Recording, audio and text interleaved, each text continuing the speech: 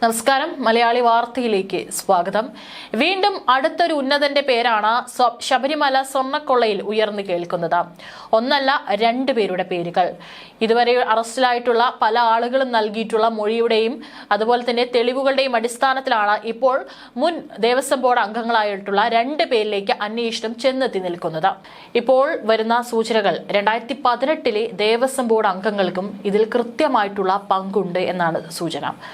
ഇതിൽ ആരൊക്കെ പങ്ക് പറ്റിയിട്ടുണ്ടോ അവരെ എല്ലാം തന്നെ കൊടുക്കുമെന്നുള്ള ഉറച്ച വിശ്വാസത്തോടു കൂടി തന്നെയാണ് അന്വേഷണം പുരോഗമിച്ചുകൊണ്ടിരിക്കുന്നത്. ഹൈക്കോടതിയുടെ മേൽനോട്ടത്തിലായതിനാൽ തന്നെ കൃത്യമായിട്ട് പ്രതികളിലേക്ക് തെളിവ് സഹിതം സാക്ഷിമൊഴികളെ എല്ലാം തന്നെ നിരത്തി അവരെ പിടികൂടാനും SITക്ക് സാധിച്ചിട്ടുണ്ട്. ഇതിൽ പല ഉന്നതരാണ് ഇപ്പോൾ SITയുടെ കസ്റ്റഡിയിലുള്ളത്. ഇതിലൊരാളെ മാപ്പ് സാക്ഷിയാക്കാനുള്ള സമ്മർദ്ദവും അന്വേഷണ സംഘത്തിനുണ്ട് എന്നുള്ള റിപ്പോർട്ടുകൾ ഉയരുന്നുണ്ട്. മാപ്പ് സാക്ഷി ഉണ്ടെങ്കിലേ കുറ്റപത്രം നൽകുമ്പോൾ കേസിന് ശക്തി വരൂ എന്നാണ് ചിലരുടെ വാദം. പോലീസിലെ ഉന്നതർക്കിടയിൽ ഈ ഫോർമുലയും ചർച്ചയാണ്. എന്നാൽ ഹൈക്കോടതിയുടെ നിരീക്ഷണത്തിൽ നടക്കുന്ന അന്വേഷണമായതിനാൽ മാപ്പ് സാക്ഷി നിർദ്ദേശത്തെ ഹൈക്കോടതി എങ്ങനെ എടുക്കുമെന്ന ചോദ്യം ഇവരെ കുഴയ്ക്കുന്നുണ്ട്.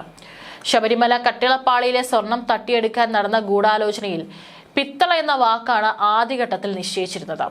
ഇപ്പോൾ അറസ്റ്റിലായിരിക്കുന്ന ദേവസ്വം ബോർഡ് മുൻ പ്രസിഡന്റ് A. പത്മകുമാർ സ്വന്തം കൈപ്പടയിൽ പിത്തള എന്നത് വെട്ടി ചെമ്പ് എന്ന് എഴുതി. അവിടെയാണ് പത്മകുമാറിന് തെറ്റിയത്. ഒരുപക്ഷെ താൻ അന്ന് വെട്ടിയ ഒരു ചെറിയൊരു വെട്ട് അത് പിന്നീട് ഇത്രയും വലിയ കുരുക്കാകുമെന്ന് ഇത്രയും വർഷങ്ങൾക്കിടയിൽ പത്മകുമാർ വിചാരിച്ചു കാണില്ല.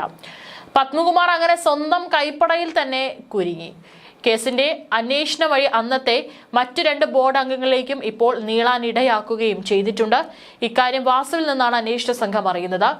ഏതായാലും ഈ എഴുത്തുകൊണ്ടാണ് ചില രേഖകൾ അന്വേഷണ സംഘത്തിന് ആദ്യം ബോർഡ് നൽകാത്തത്. എന്നാൽ ഹൈക്കോടതി നിർദ്ദേശപ്രകാരം അത് പിടിച്ചെടുത്തു. ഇതോടെ വസ്തുത തെളിഞ്ഞു.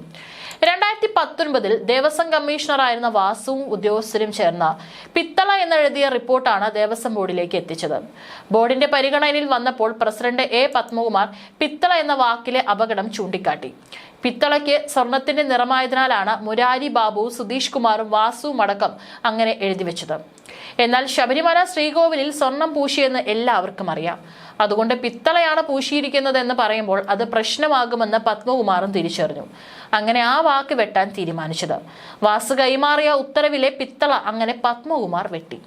പാളികളുടെ അടിസ്ഥാന ലോഹം ചെമ്പായതിനാൽ പകരം ചെമ്പ് എന്ന് എഴുതി.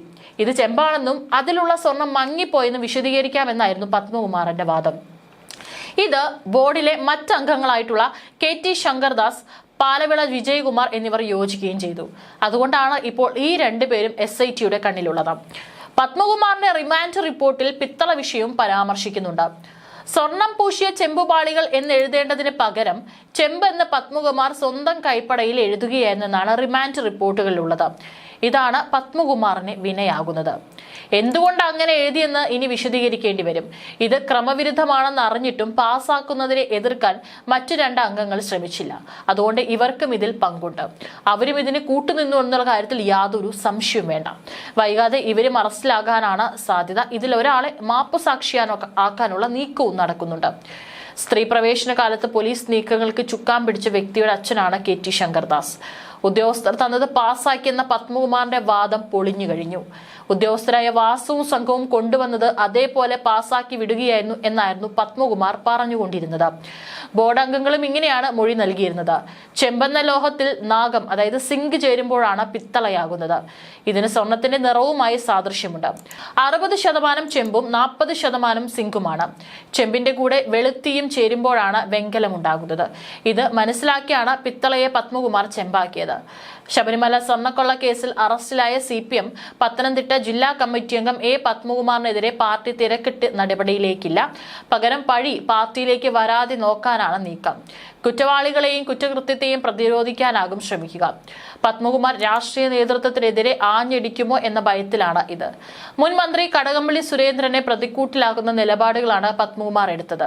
അതുകൊണ്ട് തൽക്കാലം പാർട്ടി നടപടി വേണ്ടെന്ന് CPM. ഇന്നലെ ചേർന്ന പാർട്ടി സംസ്ഥാന സെക്രട്ടേറിയറ്റിന്റേതാണ് തീരുമാനം. CPM സംസ്ഥാന നേതൃത്വത്തിന്റെ നിർദ്ദേശപ്രകാരമാണ് ഇത്. മുഖ്യമന്ത്രി പിണറായി വിജയനാണ് നിർദ്ദേശം നൽകിയത്. തദ്ദേശ തെരഞ്ഞെടുപ്പ് കണക്കിലെടുത്താണ് ഇത്. അയ്യപ്പ കോപമാണ് ഈ പ്രതിസന്ധിയിലേക്ക് മോഷ്ടാക്കളെയും CPM-നെയും എത്തിച്ചതെന്ന പ്രചാരണം വിശ്വാസികളും തുടരുന്നു. ഈ പ്രചാരണവും CPM-നെ വലയ്ക്കുന്നുണ്ട്. പ്രത്യേക അന്വേഷണ സംഘം കോടതിയിൽ കൊടുക്കുന്ന റിപ്പോർട്ട് കൂടി വന്ന ശേഷം നടപടിയുടെ കാര്യത്തിൽ തീരുമാനമെടുക്കാമെന്നാണ് സെക്രട്ടേറിയറ്റിലുണ്ടായ ധാരണ. അറസ്റ്റിലായതിനു ശേഷം പത്മകുമാറിനെതിരെ ഉടൻ നടപടി സ്വീകരിച്ചാൽ പിന്നീട് അദ്ദേഹം അന്വേഷണ സംഘത്തിന് മുന്നിൽ നൽകുന്ന മൊഴി പാർട്ടിക്കും സർക്കാരിനും വലിയ പ്രതിസന്ധി ഉണ്ടാക്കും. അതുകൊണ്ട് പത്മകുമാറിനെ അടുപ്പിച്ചു നിർത്തും. തദ്ദേശ തെരഞ്ഞെടുപ്പിന്റെ പ്രചാരണ സമയത്ത് തന്നെ പത്മകുമാറിനെ അന്വേഷണ സംഘം അറസ്റ്റ് ചെയ്തതും രാഷ്ട്രീയമായി വലിയ തിരിച്ചടിയായി CPM-നെ. വാസുവും CPM-കാരനാണ്. മുൻ പഞ്ചായത്ത് പ്രസിഡന്റുമായിരുന്നു. പക്ഷെ ജനമനസ്സുകളിൽ CPM നേതാവ് എന്ന പ്രതിച്ഛായ ഇപ്പോഴില്ല. എന്നാൽ പത്മകുമാർ ഇപ്പോഴും ജനമനസ്സിൽ CPM-കാരനാണ്. ഇതാണ് CPM-നെ ആകെ ഉലയ്ക്കുന്നത്. അതിനിടെ കേസ് അന്വേഷണം തുടക്കത്തിൽ തന്നെ CBIക്ക് കൈമാറിയാൽ മതിയെന്ന് കരുതുന്ന CPM-കാരുണ്ട്. ഹൈക്കോടതിയുടെ നേതൃത്വത്തിൽ കേരള പോലീസിന്റെ പ്രത്യേക അന്വേഷണമാണ് നടക്കുന്നത്. ജീവനക്കാരിൽ മാത്രം അന്വേഷണം ഒതുങ്ങുമെന്ന പ്രതീക്ഷയിലായിരുന്നു ഇത്. എന്നാൽ കളി കൈവിട്ടു. ഹൈക്കോടതി നിരീക്ഷണവും കേരള പോലീസ് അന്വേഷണവുമായതിനാൽ അതിനെ രാഷ്ട്രീയപരമായി എതിർക്കാൻ കേരളം ഭരിക്കുന്ന CPM-ന് കഴിയുന്നില്ല. CBI ആയിരുന്നു അറസ്റ്റുകൾ നടത്തിയതെങ്കിൽ BJP-യുടെ രാഷ്ട്രീയ അജണ്ടയിൽ പ്രതിരോധം തീർക്കാൻ കഴിയുമായിരുന്നു. ഇതും CPM-നെ ഇപ്പോൾ ചിന്തിപ്പിക്കുന്നുണ്ട്. കൊല്ലം സംസ്ഥാന സമ്മേളനത്തിൽ പത്മകുമാർ ബഹിഷ്കരണം നടത്തിയിരുന്നു. വലിയ അച്ചടക്ക ലംഘനം നടത്തിയിട്ടും പത്മകുമാറിനെ അന്ന് പാർട്ടിയിൽ നിന്നും പുറത്താക്കിയില്ല. അന്ന് പുറത്താക്കിയിരുന്നുവെങ്കിലും ഇന്ന് CPM അത്ര വലിയ പ്രതിസന്ധിയിലാകുമായിരുന്നില്ല. ഹൈക്കോടതിയുടെ മേൽനോട്ടത്തിൽ പ്രത്യേക അന്വേഷണ സംഘം നടത്തുന്ന അന്വേഷണത്തെ പാർട്ടി തന്നെ സ്വാഗതം ചെയ്തിട്ടുണ്ട്.